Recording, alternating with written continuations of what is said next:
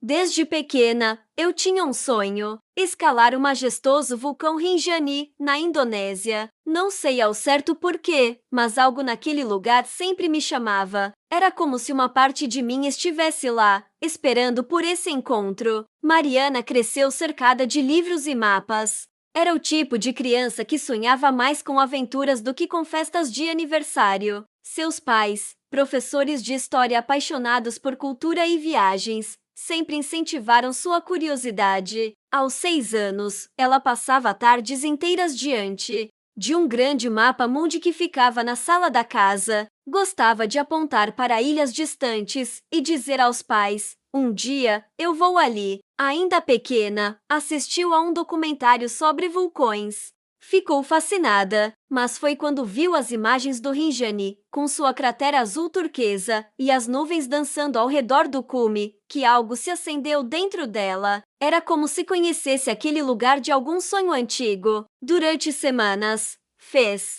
desenhos do vulcão, escreveu histórias, inventou personagens que o escalavam.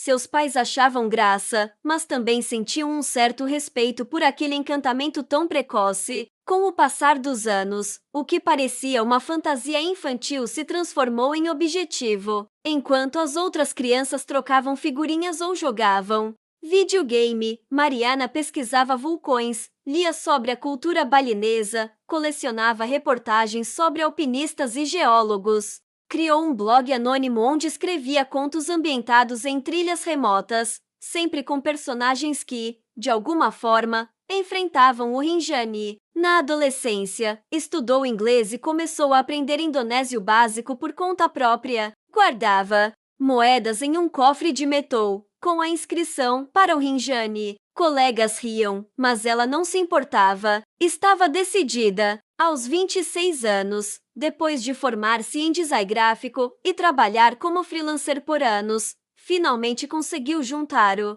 suficiente. Não era muito, mas o bastante para passagens, hospedagem simples e uma mochila com itens essenciais. Comprou a passagem numa madrugada, tremendo de emoção. Passou dias relendo blogs sobre escaladas, revendo vídeos de viajantes e anotando rotas no seu diário de viagem. Levava consigo uma câmera, uma caderneta, alguns livros e um coração cheio de expectativa. No aeroporto, enquanto esperava o voo, pensava em todas as versões dela mesma que a acompanharam até ali. A menina que desenhava vulcões, a adolescente que sonhava acordada em sala de aula, a jovem adulta que enfrentou dúvidas e dificuldades para manter vivo um sonho tão incomum. Mal sabia ela que o encontro com o Rinjani não seria apenas uma escalada, seria um confronto com algo maior do que montanhas ou natureza. Seria o início de uma transformação que ela jamais poderia prever. Mal sabia ela que não voltaria a mesma. Chegar à Indonésia foi como atravessar um portal. O calor úmido e denso envolveu Mariana assim que ela saiu do aeroporto, misturado ao cheiro doce das flores tropicais e especiarias que exalavam dos carrinhos de comida de rua. O contraste com o que deixara no Brasil era total. Tudo ali parecia mais vivo, mais intenso. Era como se cada detalhe daquela nova paisagem gritasse que ela estava longe de casa e mais perto do que sempre sonhou. Ela passou uma noite em Bali, onde aproveitou para visitar um pequeno templo hindu. O som dos sinos, o aroma de incenso e as oferendas coloridas com flores e frutas a emocionaram. Sentia que cada passo era guiado, que algo além da sua vontade a impulsionava para a frente. No dia seguinte, embarcou em um voo curto para Lombok e, depois, uma longa e sinuosa viagem de van até a vila de Sembalun. Durante o trajeto, via o Rinjani surgir e desaparecer entre as curvas da estrada como uma aparição mística. Ao chegar à vila, teve a nítida impressão de ter voltado no tempo. As casas de madeira, a ausência de carros modernos, o gado solto pelas ruas de terra, os sorrisos tímidos das crianças que acenavam curiosas. O Rinjani, imenso no horizonte, parecia uma entidade observadora e silenciosa. Mariana caminhava com um misto de encanto e inquietação. Nos primeiros dias, registrou tudo com sua câmera. Visitou plantações, conversou com moradores locais, Frequentou uma feirinha onde provou frutas que jamais tinha visto. Conversando com um jovem vendedor de especiarias, ouviu pela primeira vez o termo Gunung Rinjani falado com reverência. Quando perguntou sobre trilhas, o rapaz desviou o olhar e disse apenas: subir é uma escolha séria. O vulcão tem memória. Essa frase ecoou em sua mente. À noite, na pousada onde se hospedava um chalé simples com paredes de bambu, começou a perceber um padrão. Os funcionários evitavam falar sobre o vulcão. Quando mencionava sua intenção de escalar, notava olhares discretos trocados entre eles. Foi numa dessas noites, enquanto tomava chá na varanda, que ouviu uma conversa sussurrada. Dois homens falavam em Bahasa, a língua local, mas Mariana conseguia entender o básico. Um deles dizia: já se passaram 2 anos desde o último. Talvez esteja chegando a hora. O outro apenas assentiu. Assustada e intrigada, ela perguntou à dona da pousada no dia seguinte. A mulher, com expressão séria, contou que os moradores acreditavam que o Rinjani era uma entidade viva, um guardião espiritual que exigia sacrifícios periódicos. Ele protege a ilha, mas quando está insatisfeito, escolhe alguém para lembrar ao povo que deve ser respeitado. Mariana ficou em silêncio por alguns instantes. Não era religiosa, mas acreditava em conexões invisíveis. Não conseguia ignorar o arrepio que sentiu ao ouvir aquelas palavras. Ainda assim, não pensou em desistir. Era como se algo a puxasse para aquela montanha, algo que não sabia nomear. Pegou seu diário e escreveu: seja o que for, estou pronta para ouvir. Sentia que precisava viver aquela experiência. A jornada começou às 4 horas da manhã, quando o céu ainda estava coberto por um manto profundo de estrelas. O ar era frio e úmido, e o silêncio da madrugada só era quebrado pelos passos dos caminhantes e o sussurro dos galhos agitados pelo vento. O grupo era pequeno, 2 alemães empolgados, um casal francês experiente e um guia local chamado Inwon, um homem calmo com olhar firme e voz suave, que conhecia cada curva da montanha como a palma da mão. Mariana vestia roupas leves, mas resistentes, e carregava uma mochila com lanches, uma garrafa de água e sua inseparável câmera. Por mais que tivesse lido relatos e assistido a vídeos sobre o trajeto, nada a preparara para o impacto de ver o sol nascer lentamente sobre as encostas do Rinjani. Era uma visão sublime, que misturava beleza e respeito. O topo do vulcão surgia como uma sombra recortada no céu alaranjado, prometendo desafio e revelação. Nas primeiras horas, o grupo avançou em bom ritmo. A trilha era cercada por floresta densa, onde o canto dos pássaros e o som distante de riachos criavam uma atmosfera encantadora. Mariana sentia-se viva, conectada com a natureza de uma forma quase espiritual. Ria com os colegas, tirava fotos, ouvia com atenção as histórias que Inwon contava sobre a montanha e os antigos guardiões espirituais da região. Por volta das 10 da manhã, a trilha começou a mudar. A vegetação foi rareando, o terreno se tornava mais íngreme, rochoso, e o calor aumentava. Mariana começava a sentir o cansaço nas pernas, mas sua determinação permanecia firme. Quando chegaram a um ponto de descanso, todos se sentaram para comer algo e beber água. Foi ali que Inwon nos alertou: o trecho seguinte exigiria atenção redobrada. Às 11h30, nuvens carregadas começaram a se formar no horizonte. A chuva veio repentina e forte. Em poucos minutos, a trilha se tornou uma armadilha escorregadia. O grupo seguia com cautela, mas a tensão era palpável. Em um trecho estreito, uma corda usada como apoio se soltou, e um dos franceses escorregou. Por sorte, conseguiu se segurar em uma pedra, com a ajuda de Inwon. O susto foi grande, e a partir dali, o grupo começou a se separar, cada um adotando o ritmo que conseguia sustentar sob a tensão. Mariana seguiu sozinha. Estava exausta, encharcada, e a água de sua mochila havia acabado. O céu escurecia mesmo ainda sendo dia. A altitude a fazia sentir tontura e náusea. Suas pernas estavam pesadas, os dedos trêmulos. Pensou em voltar, mas algo dentro dela insistia: só mais um pouco.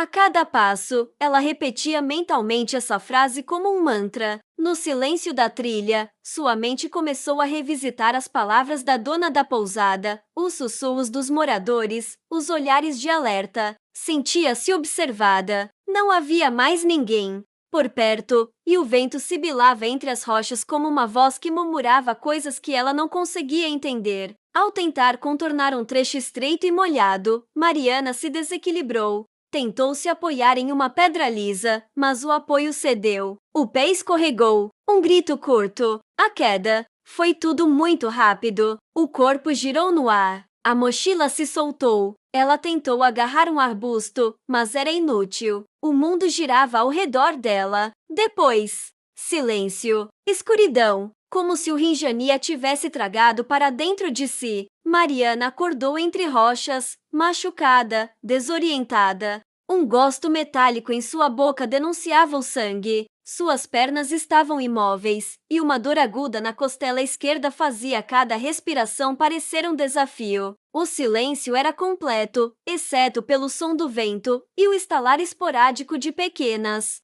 pedras rolando. Tentou gritar por socorro, mas sua voz saiu rouca, falha. Ninguém respondeu. Olhou ao redor. Estava em uma espécie de caverna rasa, num desnível de difícil acesso, cercada por rochas e vegetação rasteira. A luz do dia ainda filtrava por entre as fendas, mas já começava a perder força. Com esforço, se arrastou até uma pedra maior e se encostou. Estava sozinha, sem mochila, sem água, sem nenhum sinal do caminho de volta. Chorou silenciosamente, sentindo o desespero tomar conta. Pensou na família, nos amigos, nos sonhos. Pensou na trilha, nas palavras da dona da pousada, no sussurro sobre o Rinjani. Estaria ela vivendo uma lenda? Naquela noite, a temperatura caiu drasticamente. Sem proteção, Mariana tremeu durante horas, tentando conservar calor. O frio parecia entrar pelos ossos. Cada som da mata ganhava um significado ameaçador.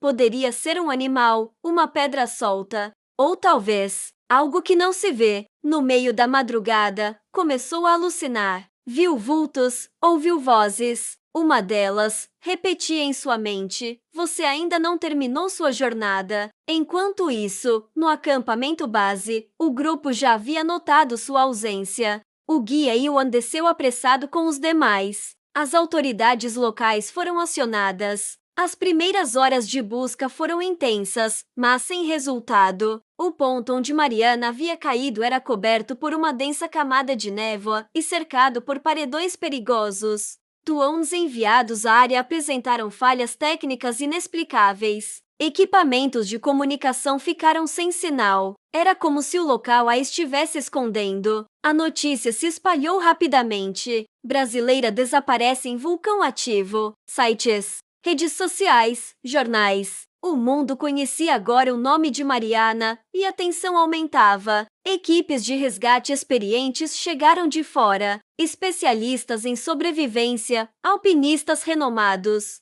Nada parecia funcionar. Na vila, os moradores fecharam suas portas. Um silêncio tenso pairava sobre as ruas. Alguns acendiam incensos. Outros deixavam oferendas discretas próximas aos caminhos que levavam à montanha. Os mais velhos repetiam: "O vulcão escolheu, e quando escolhe, ninguém interfere." Mariana resistiu como pôde. O segundo dia foi ainda mais difícil. Sem água, com o corpo enfraquecido, ela alternava entre momentos de delírio e lucidez. Lembrava da infância, dos mapas, do blog, do diário. Pensava na decisão de ir sozinha. Perguntava-se se havia cometido um erro. E, em meio ao delírio, acreditou ouvir passos. Não soube dizer se era real ou fruto da mente exausta. E então, a voz. Uma voz masculina, grave e tranquila. "Você está aqui porque ouviu o chamado. Agora, precisa ser ouvida." Depois disso, tudo ficou escuro novamente. 2 dias se passaram.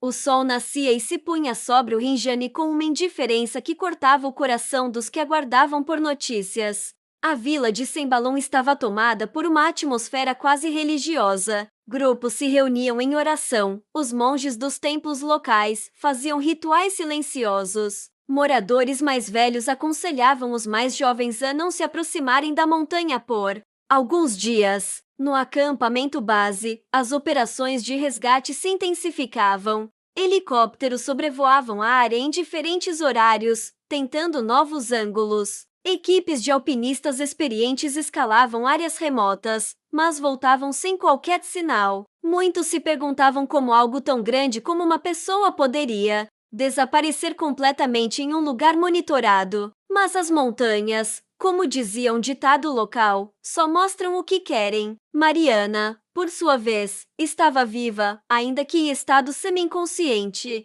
Tinha febre, delirava. Suas memórias se misturavam a visões nebulosas. Em seus devaneios, via sua infância, a sala com o mapa mundi, os olhos dos pais olhando com orgulho. Em outros momentos, via o rosto de um homem que não reconhecia, mas que falava com ela com ternura. Era o mesmo que aparecer em meio à escuridão, dizendo que ela ainda tinha uma jornada. Foi então, na manhã do terceiro dia, que ele apareceu. Ninguém sabia de onde vinha, não pertencia à vila, tinha os pés descalços, uma túnica de algodão clara, surrada, e um cachimbo que soltava uma fumaça adocicada. Caminhou calmamente até a base onde estavam os coordenadores da operação. E disse, ela ainda está viva. O Rinjani apalpou, mas quer ser ouvido. A princípio, pensaram que era um morador confuso. Tentaram retirá-lo, mas ele apenas ergueu a mão e olhou para o cume da montanha. Havia algo em seu olhar que causava silêncio. Depois de alguns minutos, simplesmente virou-se e começou a subir. Sem mochila, sem cordas, sem guia. Os soldados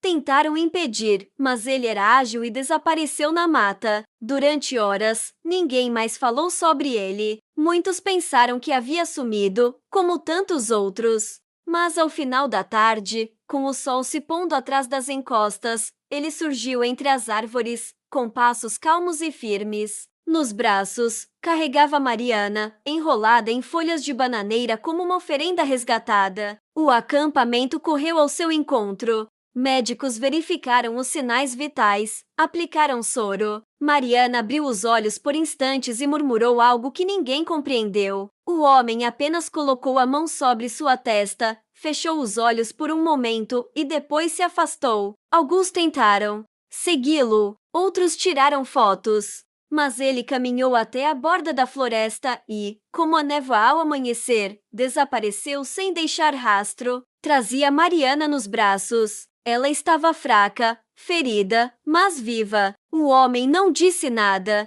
entregou-a aos paramédicos e desapareceu. Alguns dizem que o viram entrar na floresta, outros que se dissolveu no ar. Nenhuma câmera conseguiu registrar sua imagem com nitidez. Algumas fotos mostravam apenas uma silhueta turva, como se a própria natureza se recusasse a permitir um registro claro de sua existência. Mariana foi levada ao hospital de Mataram, na costa de Lombok. Durante as primeiras 48 horas, permaneceu em estado febril, alternando entre sonhos e confusão. Murmurava palavras desconexas, às vezes em português, outras vezes em uma língua que ninguém conseguia identificar. Os médicos diziam que era resultado do trauma, do cansaço extremo, mas os monges de um templo vizinho afirmavam que ela estava entre mundos, recebendo mensagens. Quando enfim recobrou a consciência, Mariana chorou em silêncio. Não perguntava o que havia acontecido,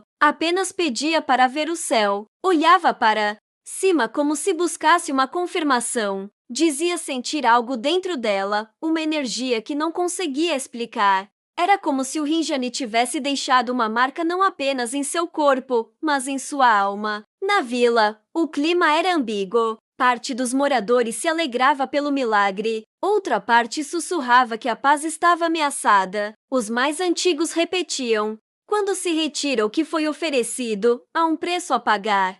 Alguns começaram a ver sinais, pequenos tremores, um cheiro de enxofre que surgia e desaparecia. Pássaros que evitavam a montanha. Os templos intensificaram os rituais. e, pela primeira vez em muitos anos, uma grande oferenda foi organizada. No sopé do vulcão, de volta ao Brasil, Mariana teve que lidar com os holofotes. Tornou-se uma espécie de heroína, símbolo de resistência e fé. Participou de programas, deu entrevistas, foi convidada para escrever um livro, mas ela recusou. A maior parte disse que aquela história não era para ser explorada, mas compreendida. Escolheu o silêncio e o recolhimento. Mudou-se para o interior de Minas Gerais, onde passou a trabalhar com educação ambiental, ensinando crianças sobre equilíbrio, respeito e conexão com a natureza. Em suas palestras, nunca falava diretamente sobre o Rinjani, mas quem a ouvia percebia, nas entrelinhas, que ela carregava algo diferente.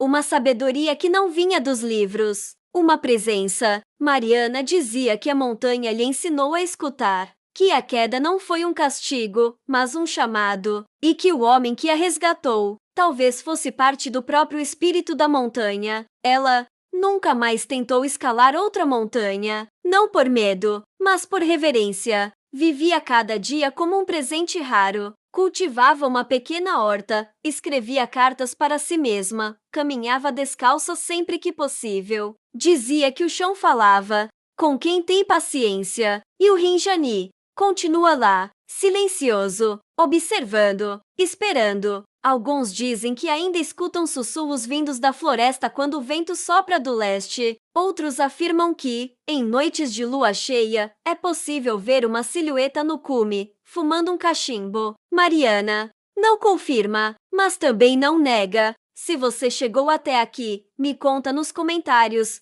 Você escalaria o Rinjani depois dessa história? Curte o vídeo, compartilha com os amigos e se inscreve no canal para mais histórias impossíveis como essa.